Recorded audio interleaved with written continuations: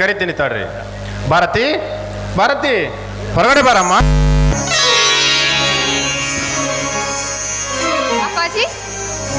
ಗೋವಿಂದಪ್ಪನವ್ರು ಬಂದಿದ್ದಾರೆ, ಒಂದೆರಡು cup coffee ತೆಗೆದುಕೊಂಡು ಬಾ ಅಮ್ಮ. ಆಯ್ತು ಸರಿ ಡ್ಯಾಡಿ.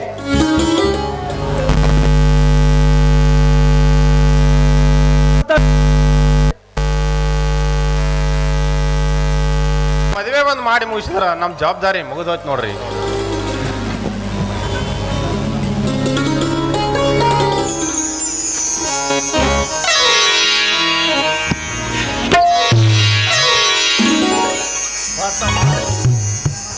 ನಿಮ್ಮ ಮಾವ ಸ್ವಲ್ಪ ಹೋಗ್ತೇಮ್ಮ, ಭಾಳ ದಿವಸ ನೋಡೇಬೇಕಾಗಿತ್ತು. ನನಗೆ ನಾಚಿಕೆ ಆಗತ್ತೆ. ಅವಳಿಗೆ ನಾಚಿಕೆ ಸ್ವಭಾವ, ನಾನೇ ಕರಿತೀನಿ. ಮಂಜು, ಹೇ ಮಂಜು ಹೊರಗಡೆ ಬಾ ಬಾಪ.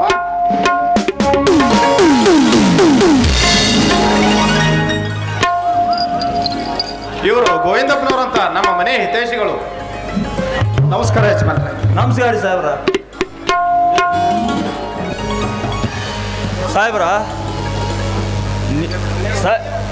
ಸಾಹೇಬ್ರ, ನೀರಿನಕ್ಕಿಂತ ರಕ್ತ ಸಂಬಂಧ ಅನ್ನೋದು ಭಾಳ ದೊಡ್ಡ ನೋಡ್ರಿ. ಒಳ್ಳೆ ಹುಡುಗನ ಜೋಪಾನ ಮಾಡ್ರಿ ಸಾಹೇಬ್ರ. ಇಂಥ ಒಳ್ಳೆ ವಿನಯ ಭಕ್ತಿ ಸಿಗು ಈಗಿನ ಕಾಲದಾಗ ಕಮ್ಮಿ ಆದವ್ರಿ.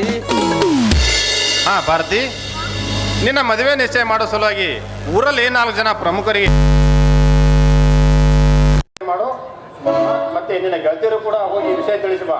ಹಾ ಮಂಜು, ನೀನು ಕೂಡ ಅಷ್ಟೇ ಬೇಗ ಹೋಗಿ ನಿನ್ನ ಸ್ನೇಹಿತರಿಗೆ ವಿಷಯ ತಿಳಿಸಿ ಬಾ. ಆಯ್ತು ಮಂಜು, ನಡೀರಿ ಗೋವಿಂದಪ್ಪನವ್ರೆ, ಹೋಗೋಣ.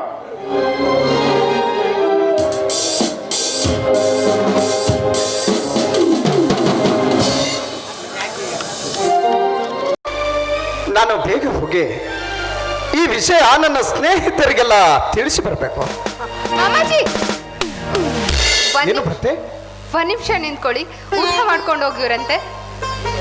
ಬೇಡ ಬರ್ತೆ, ಕುಳಿತುಕೊಂಡು ಮಾತನಾಡುವಷ್ಟು ಸಮಯ ಇಂದು ನನಗೆ ಇಲ್ಲ ಬರ್ತೆ.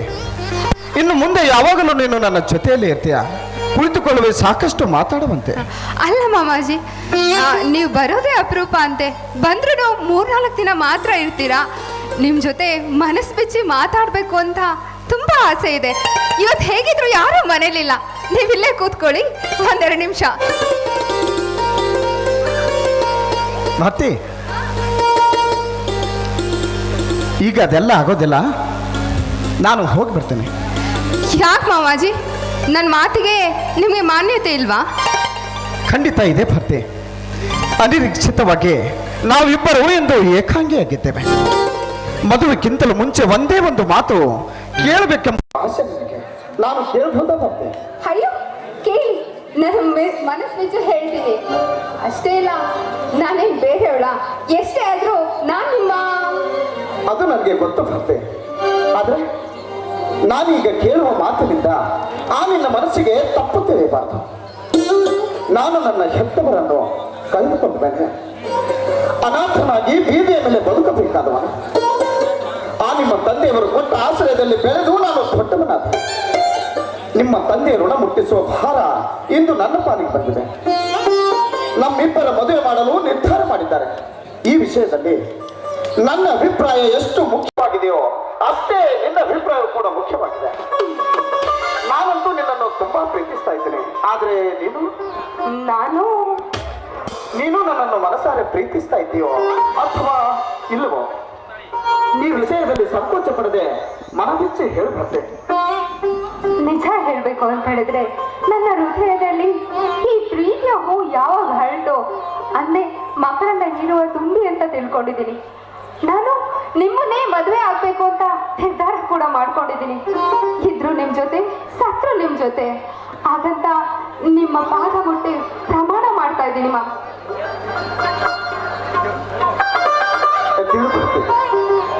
ನಾನು ಯಾವ ಜನ್ಮದಲ್ಲಿ ಪುಣ್ಯ ಮಾಡಿದ್ದೀನೋ ನಿನ್ನಂಥ ಹೆಣ್ಣು ಪಡೆಯಲು.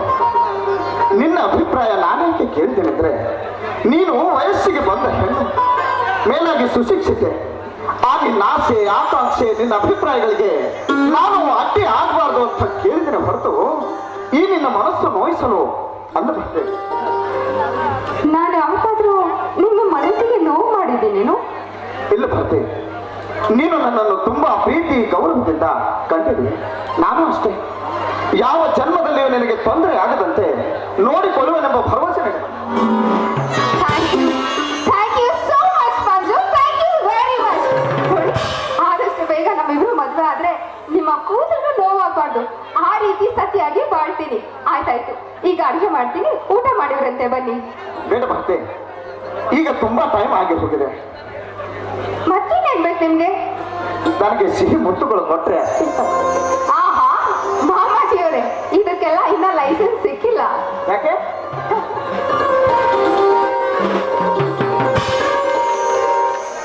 ಪ್ರೀತಿಗಾಗಿ ಪ್ರಾಣ ಹೋಗಲಿ,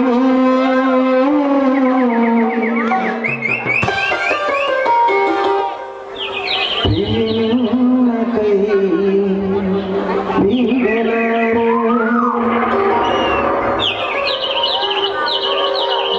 ಯುಗಗಳು ಕಳೆದು ಉರುಳಿದರು,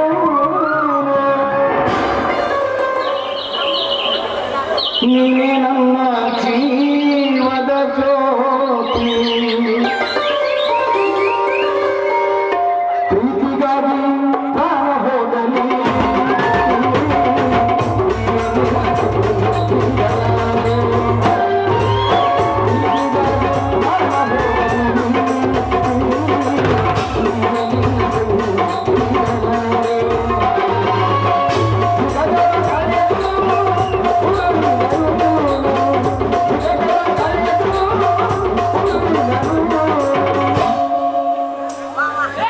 ನನ್ನ ಜೀವದ ಜ್ಯೋತಿ.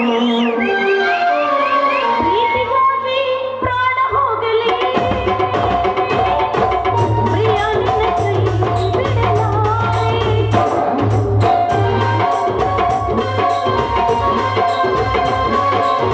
ಪ್ರಿಯ ನಿನ್ನ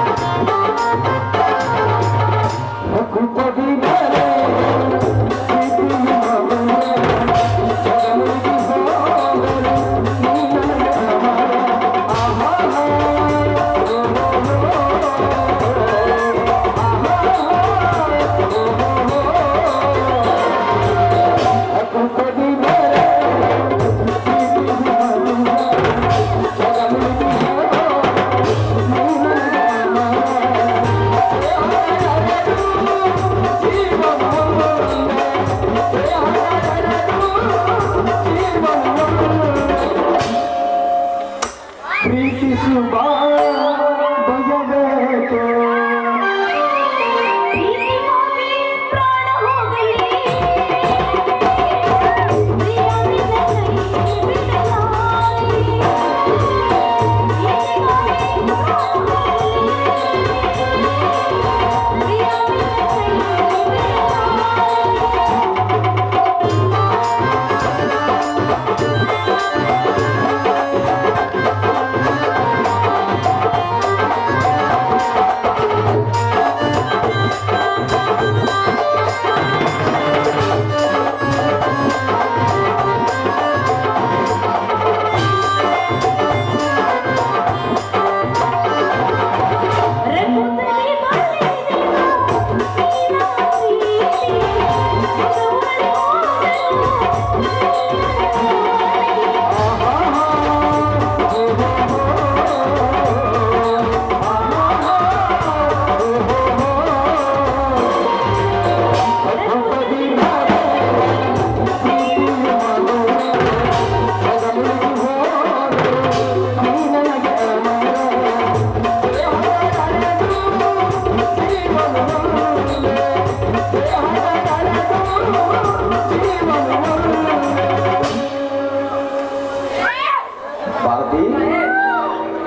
ಪ್ರೀತಿಸುವ ಭಯಬೇಕು, ಪ್ರೀತಿಗಾಗಿ ಪ್ರಾಣ ಹೋಗಲಿ,